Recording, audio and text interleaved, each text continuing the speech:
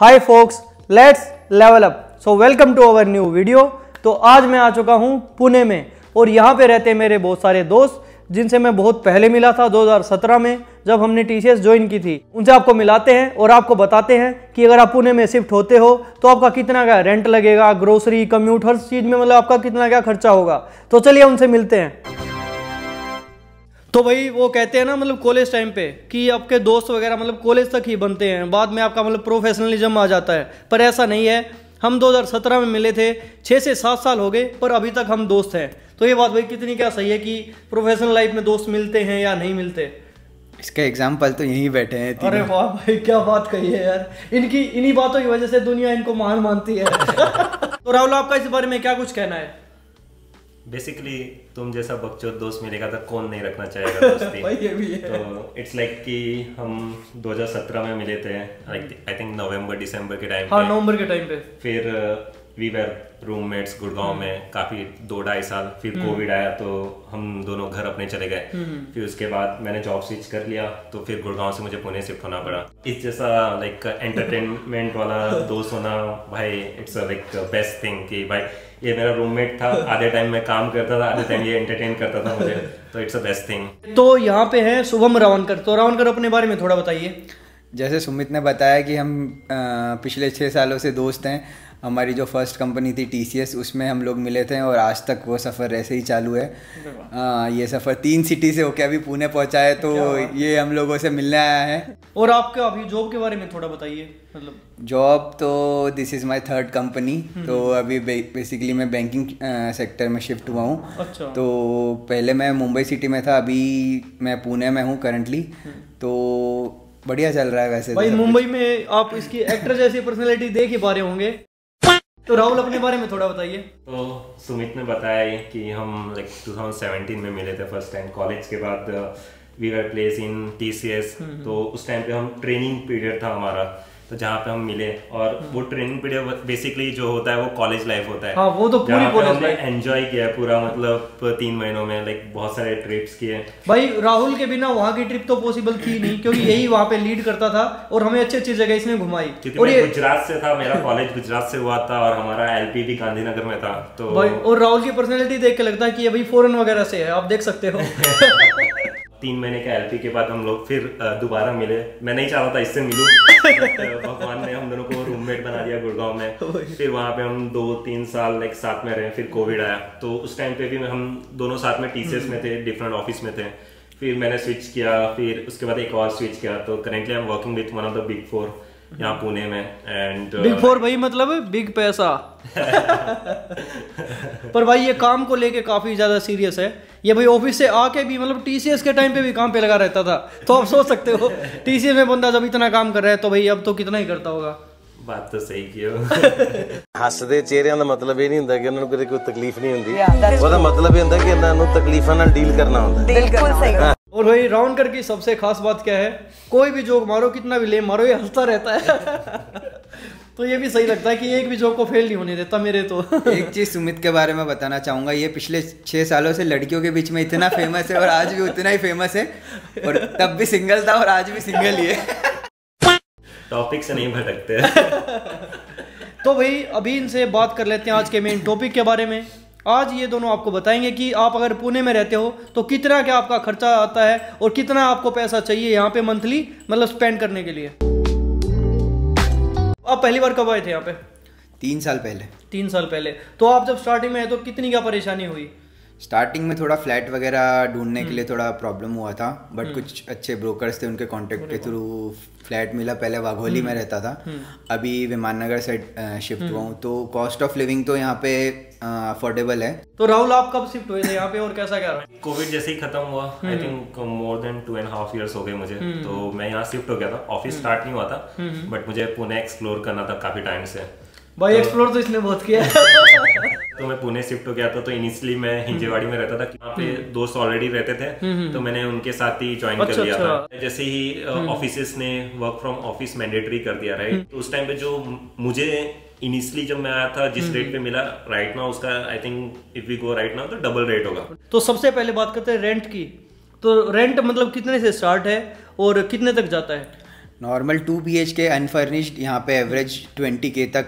PG का price थोड़ा idea हो? पीजी का अगर आप जाते हो अच्छा पीजी देखने जहाँ पे आपका लंच डिनर वगैरह इंक्लूडेड है तो 10 to 12 तक आपको मिल जाएगा अच्छा पीजी। और 1 BHK?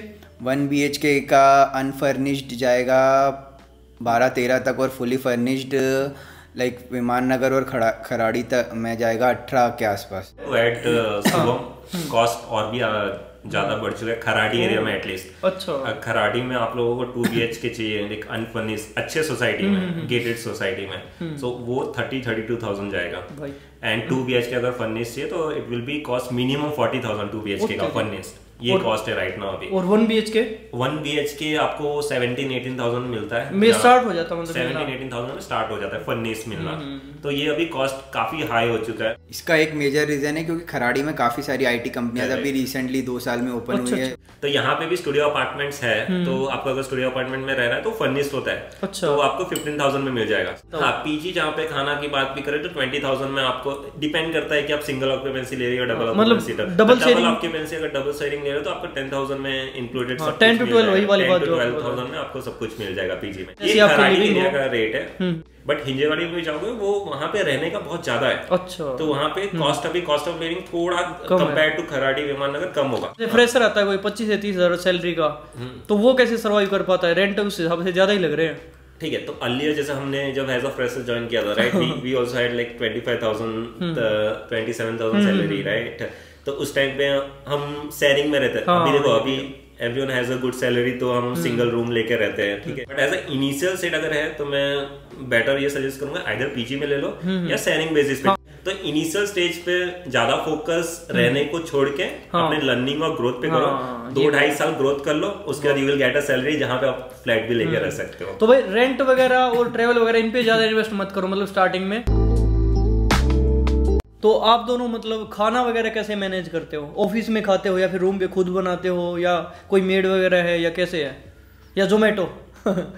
जोमेटो तो सबसे लास्ट ऑप्शन है अभी तो। एक्चुअली मेड लगाई हुई है, लंच डिनर ब्रेकफास्ट तीनों उन्हीं के थ्रू है। वीकेंड में खुद से बनाते हो कभी कभी? वीकेंड में कभी दोस्तों के साथ जैसे बाहर का प्लान हो गया तो उधर चले गए, या फिर कभी कुछ बनाने का मन हुआ पोहा वगैरह वैसा बना लिया। भाई इंदौर वाले लोगों के मुंह से अगर पोहे का नाम ना है तो क्या फायदा।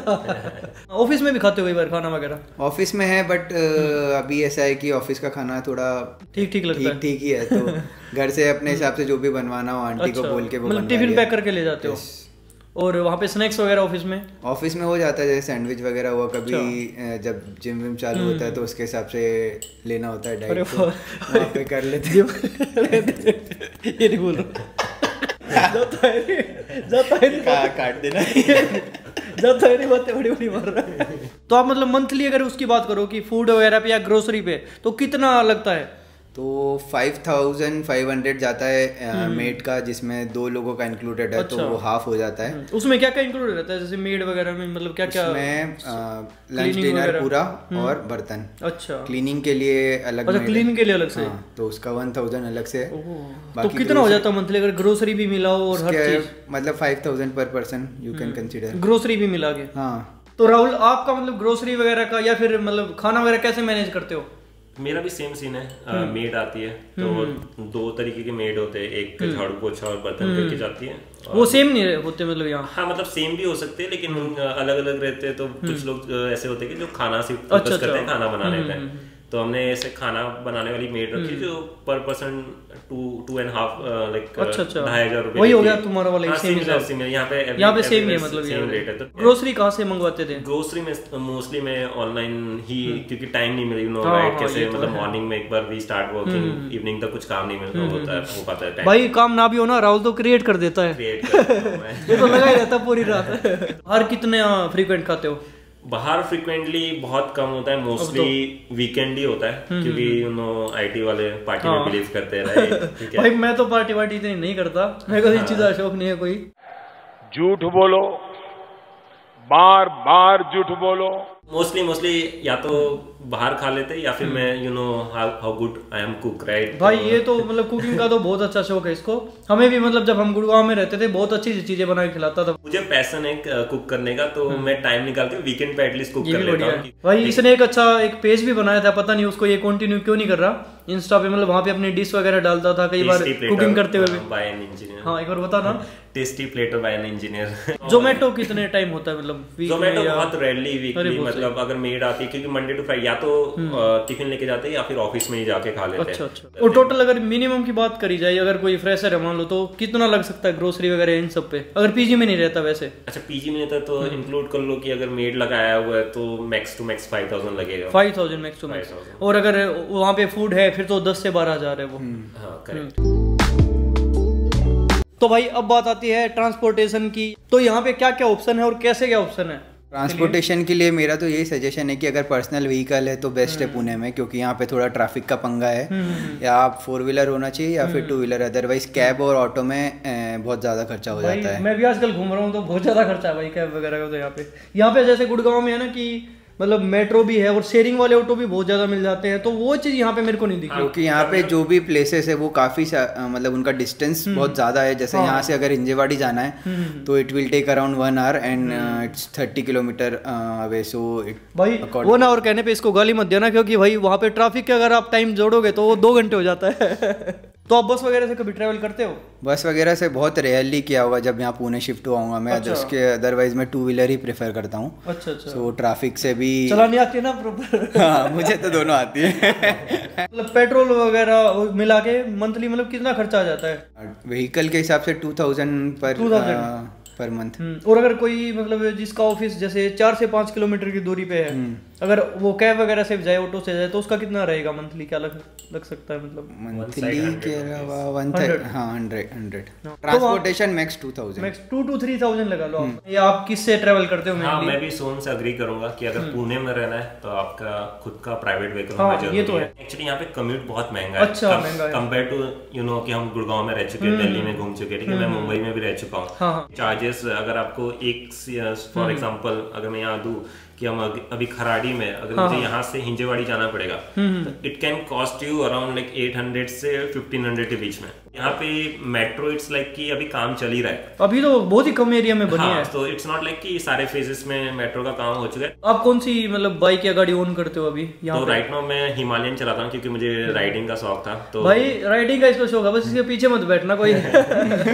मैं पुणे शिफ्ट होके सबसे पहले बाइक खरीदा था क्योंकि मुझे ऐसे राइड्स पे यू नो कि यहाँ पे सह्याद्री हिल्स है राइट। तो मानसून में ऐसा है कि अगर पुणे आना है तो भाई मानसून में आओ, लाइक कि आप मल्टीपल वाटरफॉल्स पूरे पहाड़ों के बीच में काफी अच्छा रहता है मानसून में यहाँ पे घूमना फिरना। तो मुझे राइडिंग का शौक था, तो एवरी वीकेंड में राइड्स पे भी जाता था। और मेरा ऑफिस का डिस्टेंस लाइक 4-5 किलोमीटर है, तो मैं मोस्टली बाइक लेके ही जाता हूँ। मुझे जहाँ 10-12 मिनट्स लगते जाने के और आने में भी 10-12 मिनट्स लगते हैं। जैसे मैं पहले रेगुलरली हिंजेवाड़ी से यहाँ खराड़ी तक आता था, तो मुझे काफी कॉस्ट लगता था ऑफिस के लिए मतलब मैं 35 किलोमीटर डेली ट्रैवल करता था। फिर खराड़ी में शिफ्ट हो गया तो यहाँ से मेरे को लगभग 4 किलोमीटर लगता है, तो ऑफिस भी जाना आना रहता है, तो वीक में 2 या 3 दिन जाना रहता है। तो इट्स लाइक कि ये मेरे को है ना वीकली आप 1500 लगता है, तो नियरली मेरा 6000 में पेट्रोल से मेरा पूरा हो जाता है। हाँ मंथली हो जाता है। आपसे एक सवाल है मेरा, आप क्या ड्राइव करते हो? 2 व्हीलर 4 व्हीलर आपका क्या? मैं वैसे थोड़ा फिटनेस का ध्यान रखता हूँ, तो मैं चलना प्रेफर करता हूँ। 11 नंबर की बस। कोई नहीं भाई, ड्राइविंग मैंने सीख रखी है, मेरे को हर चीज चलानी आती है, बस मैं वैसे ही कुछ नहीं चला पाता, इवन साइकिल तक नहीं चला पाता। भाई अगली बार मैं पुणे आऊंगा तो मैं गाड़ी सीख के आऊंगा। तो भाई राहुल और शुभम मतलब यहाँ पे वीकेंड पार्टीज पे अगर कोई जाता है, चाहे वो मतलब क्लब वगैरह या रेस्टोरेंट बार वगैरह या कहीं भी, या फिर कहीं घूमने, तो वीकेंड पार्टीज का मतलब कितना क्या चार्जेस लगते हैं? It depends on the area, मतलब कौन से एरिया में आप क्लबिंग कर रहे हैं। अगर विमान नगर है लाइक केपी है तो उसके हिसाब से वहाँ पे क्लब्स जो है वो काफ़ी हाई मेंटेनेंस है, तो उसके हिसाब से चार्जेस भी उसके अकॉर्डिंगली है। तो और अगर आप जा रहे हैं खराड़ी या फिर थोड़ा आउटर पे जाते हैं तो चार्जेस थोड़े अच्छा वैसे कितना हो जाता होगा वीकेंड पर? अगर 4 वीकेंड है तो कोई हर वीक जाए या 2 वीकेंड जाए तो कितना क्या? अगर हर वीक जा रहा है तो ऑब्वियसली 10 to 15 के पर मंथ के अराउंड जा सकते हो, उतने ही। फिर तो वही हर वीकेंड अगर आप अल्कोहल कंज्यूम करते हो। तो राहुल आपका इस बारे में मतलब क्या कहना है, वीकेंड पार्टीज वगैरह पे यहाँ के क्लब वगैरह का अगर देखा जाए, या रेस्टोरेंट बार या फिर कोई खाने ही चला जाए, मतलब तो उस हिसाब से कितना मतलब कॉस्ट रहेगा? खाने का कॉस्ट इट्स नॉर्मल कि जहाँ पे जैसे अदर सिटीज में लाइक मुंबई गुड़गांव में, तो यहाँ पे कोई भी रेस्टोरेंट्स में जाओगे तो वही कॉस्टिंग है। अब क्लबिंग नाइट लाइफ की बात किया जाए ठीक है, तो Pune is famous for night life, like people says कि नाइट लाइफ एंजॉय करना है तो you should go to the Pune. वो सब जानते हैं भाई, पोर्से वाला इंसिडेंट। अरे बाप रे, ये तो धोती खोल रहा है। तो डिफरेंट एरियाज में डिफरेंट क्लब्स हैं, डिफरेंट क्लब्स में डिफरेंट कॉस्ट होता है। तो जैसे एग्जांपल देता हूँ, मैं जब पुणे शिफ्ट हुआ था तो I was a core member of my team, जहाँ पे जो मैं अपने ऑर्गेनाइजेशंस के लिए पार्टी अरेंज करता था। ठीक है, मैं मोस्टली पुणे के सारे क्लब्स में जा चुका हूँ। ठीक है, तो यहाँ पे ना डिफरेंट कॉस्ट होता है। तो अगर आप जैसे फॉर एग्जाम्पल बहुत से जगह होते क्या होते हैं ना, ऑफिस लेवल पे ऐसा होता है कि हम पैकेजेस ले लेते हैं कि पर पर्सन का पैकेजेस ले लेते हैं। अगर आप नॉर्मल जा रहे हो, अल्कोहल कंज्यूम नहीं कर रहे हो, राइट, नॉर्मल एक ड्रिंक ले रहे हो नॉन अल्कोहलिक और कुछ खाना खा रहे हो ग्रुप के साथ, तो it will cost you nearly 1000 में आपका काम हो जाएगा। सही है। और 1000 के ऊपर जो भी आपका अल्कोहल का कॉस्ट आता है, राइट। बहुत सारे क्लब्स होते हैं जहाँ पे एंट्री होते हैं, लाइक फॉर एग्जांपल कपल के चार्जेस होते हैं जहाँ पे 3000 पर पर्सन कपल चार्जेस है, लेकिन वो कवर चार्जेस होते हैं। अच्छा। आप 3000 दो, अंदर आप 3000 का कुछ भी ऑर्डर कर सकते हो।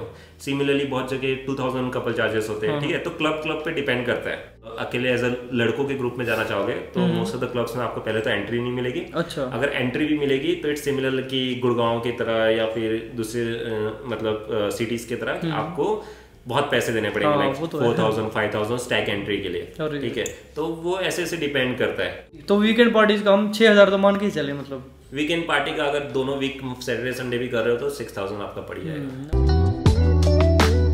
तो भाई शुभम एंड राहुल, तो यहाँ का मतलब जैसे गुड़गांव में मतलब बहुत सारी मार्केट थी जहाँ पे मतलब क्लोथ शॉपिंग और वो सब हो जाती थी। यहाँ पे मेरे को ज्यादातर शोरूम वगैरह दिख रहे हैं। तो यहाँ पे क्या कुछ है मतलब ऐसा सिस्टम? यहाँ पे स्ट्रीट शॉपिंग में देखोगे ना तो कुछ ही एरियाज है जहाँ पे स्ट्रीट में भी कुछ, क्योंकि मैं भी गुड़गांव में रह चुका हूँ, दिल्ली में रह चुका हूँ, राइट, तो हमने देखा है दिल्ली में क्या क्या मिलता है, राइट। तो वैसा आप सोचोगे तो यहाँ पे नहीं मिल पाएगा। यहाँ पे कुछ एरिया है जैसे कैंप एरिया है, कैंप एरिया में MG रोड है, तो वहाँ पे आपको लाइक लड़कों के लिए तो कुछ नहीं मिलेगा, लेकिन लड़कियों के लिए अच्छे खासे clothes and jewels and all. FC road भी है लड़कियों के लिए, FC रोड है, वहाँ पे भी लड़कों के लिए कुछ नहीं मिलेगा, लेकिन आपको नॉर्मल चीजें मिल जाएंगे, घर के लिए कुछ चीजें लेने हैं लड़कों के लिए, पर वहाँ पे बहुत कुछ है खरीदने के लिए नहीं, खरीदने के लिए नहीं। सही बात बोल रहे हो, ठीक है।